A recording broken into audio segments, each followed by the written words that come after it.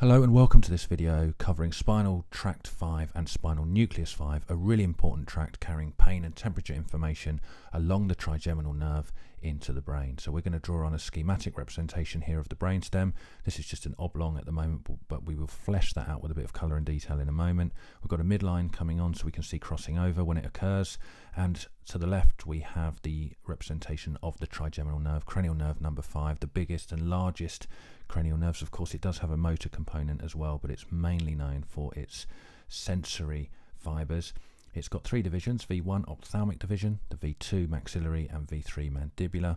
They go through foramina, so the ophthalmic nerve travels through the superior orbital fissure in order to reach the orbit. We have the maxillary nerve passing through foramen rotundum to enter into the pterygopalatine fossa, and we have the mandibular division passing through foramen ovale to reach the infratemporal fossa.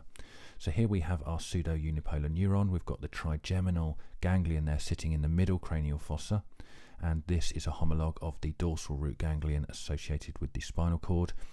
And then inside the brainstem, spanning all of the brainstem, the midbrain, the pons and the medulla, we have this yellow structure called the trigeminal nuclear complex, which is a collection of nerve cell bodies associated with trigeminal nerve function.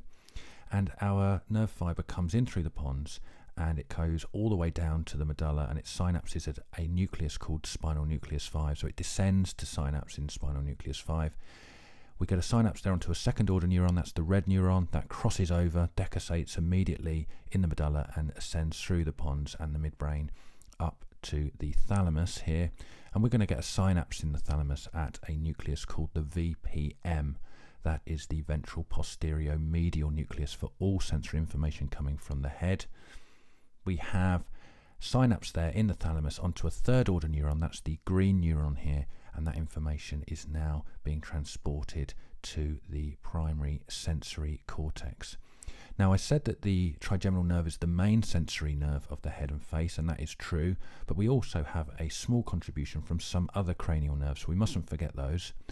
Let's start off by labelling these. They are cranial nerve number 7, which is the facial nerve. We have cranial nerve number 9, which is the glossopharyngeal nerve, and we have cranial nerve number 10, which is the vagus nerve, and these represent a small collection of sensory information coming from the ear, from the larynx, from the tongue, and from the pharynx, and they join in to the spinal tract 5 and travel with spinal tract 5 all the way down to spinal nucleus 5.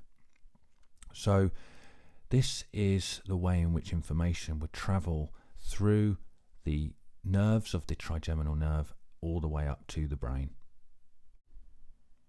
So now we can summarise some of these key structures. We have this yellow structure on the ipsilateral side in the brainstem called the trigeminal nuclear complex. It has a swelling in the pons because there's a motor nuclei there for fibres travelling with the mandibular division. Of course, they are going to supply the muscles of mastication, but there's also another important sensory nucleus there as well. We have the second order neuron, the one in red here. This actually travels in a tract known as the trigeminothalamic tract, often abbreviated as the TTT, and other sensory information travels in that as well, which makes it a little bit tricky when talking about lesions. We will briefly mention lesions.